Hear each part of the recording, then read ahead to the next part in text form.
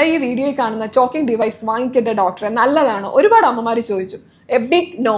കാരണം എന്താണെന്നോ, നമ്മുടെ കുഞ്ഞുങ്ങൾ കുസൃതികളാണ്. അവരെന്ത് വേണേ വിഴുങ്ങാം, അല്ലെങ്കിൽ മൂക്കി കയറ്റാം, അല്ലെങ്കിൽ മുലപ്പാൽ കയറ്റാം, എന്ത് വേണേ കയറ്റാം. പക്ഷെ എന്ത് സംഭവിച്ചാലും നമുക്കൊരു ഡിവൈസിനെ മാത്രം വിശ്വസിച്ച് കുഞ്ഞുങ്ങളുടെ ജീവൻ രക്ഷിക്കാൻ ശ്രമിക്കുന്നത് ഒട്ടും ശരിയല്ല. കാരണം ഇതിൻ്റെ ഒന്നും റെക്കമെൻഡേഷൻസ് ഇതുവരെ ആയിട്ടില്ല. ഇന്ത്യൻ അക്കാഡമി ഓഫ് പീഡിയാട്രിക്സ് കുഞ്ഞുങ്ങളുടെ ജീവൻ രക്ഷാ മാർഗമായിട്ട് ഈ ഡിവൈസിനെ കരുതുന്നില്ല, അങ്ങനെ ഇതുവരെ റെക്കമെൻഡഡുമല്ല.